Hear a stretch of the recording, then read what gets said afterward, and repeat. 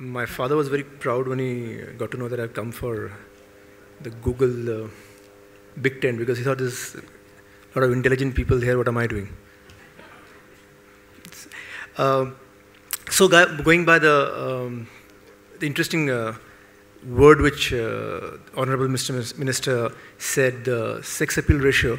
So going by the internet sex appeal ratio, I think my industry which I represent is doing rocking. There's a lot of sex appeal in my industry. Internet is used brilliantly for what we do. I have last month recorded an entire symphony, which in Bulgaria, online. I wrote the parts, sent it there through mail. The arranger there in Bulgaria read those parts, conducted it. I saw that thing through Skype, and I got the files back on MP3. I think that's a great use of technology.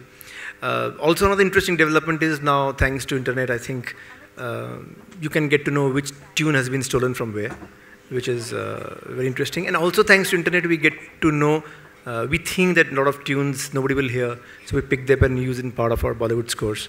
So it's an interesting cat and mouse game happening in, thanks to internet. But my topic is internet and music, and I think the music is not just Bollywood music. I'm in a restrained situation. I represent the Bollywood music, but I also feel that that is not the only form of music. And I want to tell a very interesting story, a small story, which will, I think, best exemplify what I'm talking about. There's a small village, the small island in Assam called Majuli. Majuli is an island in the Brahmaputra River. It's an interesting island because it's a Vaishnavite island. People pray Vishnu. The usual form of music there is kirtans, which is very interesting because usually we think kirtan is only in temples and all that, but because there is no other communication from outside in this island, so even the cycle wala sings kirtans, even the chai wala sings kirtans, so it's a very interesting world of kirtans. And there is this very eminent khol player called Gosai Gaon. Gosai Gaon is probably one of the prodigies of khol playing in the 1960s.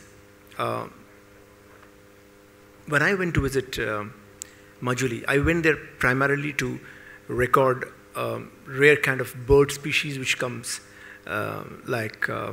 migratory. And I just happened to chance upon Gosai Gaon. I couldn't believe he was there, living in that place. He had given up music.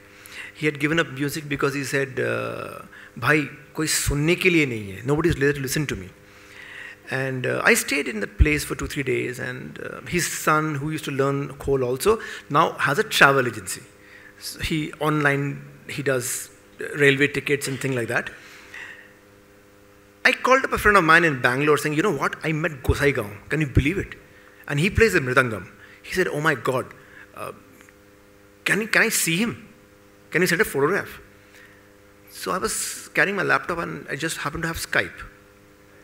So I said, let's Skype today evening, 6 o'clock. So in this village, in this island, Gosai Gaon, a relic, this laptop opens, the Skype comes on, my friend in Bangalore, and Gosai Gaon Gosai was completely stunned. What is happening? So my friend says, "Pai lago Gosai Sahab," through internet, and Gosai Gaon two step backward. It was amazing. It was an interaction happening on internet. And they started chatting and all that. And Gosai kept on saying that, "How does he know about me?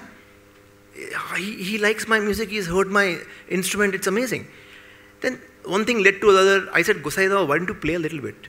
So old man took out his khol and played a little bit. It was a magical moment for me, for my friend. Next day, he requested Gosai Gaon, "If I come tomorrow 6 o'clock online, can you teach me some bowls?" Gosai said, yeah, I will teach you. And next day, in that room, there was my friend and 2 other friends. They had also got their mridangam. A small classroom started, without I knowing it. And this classroom started. Gosai said, "3 log mera music samajhte hain. 3 people understand my music." My friend's friend in US heard about this. And you know what? Unbelievable thing happened. Within a month and a half, and I had to leave from there, my friend in Bangalore, thanks to him, 150 students in India and America became Gosaigaon students. And this man who thought folk music and folk instruments is not heard anymore, primarily because of the barrage of Bollywood music which I represent, felt hope. He felt, wow, fantastic. And the amazing thing is, the travel agent son of his, who had given up the instrument saying nobody listens to it, now has dollars coming in. So, he's doing travel agency also, he's playing the instrument also from his father, because now he also wants to become a teacher. Third application, which is incredible, he has got a portable camera.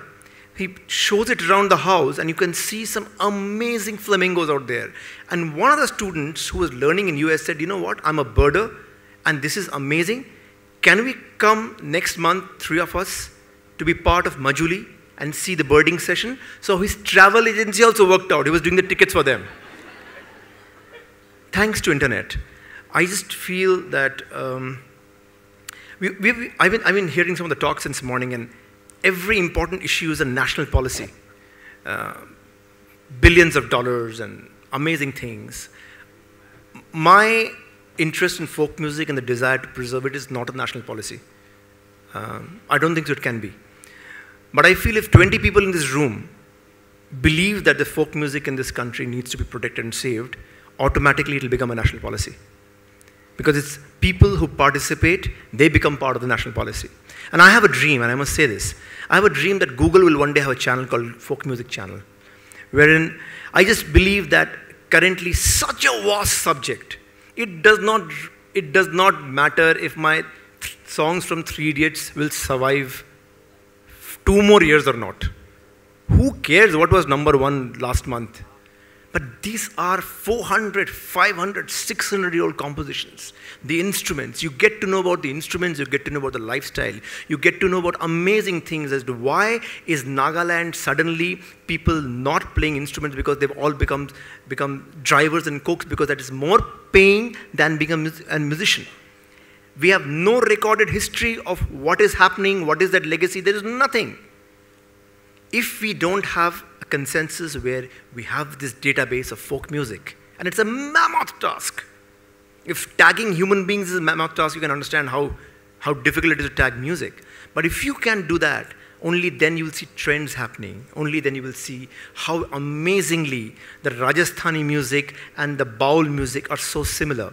I just feel that my passion, I'm going to continue composing for Bollywood, but I think my passion is in the fact that folk music needs to be protected, and internet definitely plays an amazing role out there to reach out as classrooms out there so that those people feel there are people listening to them.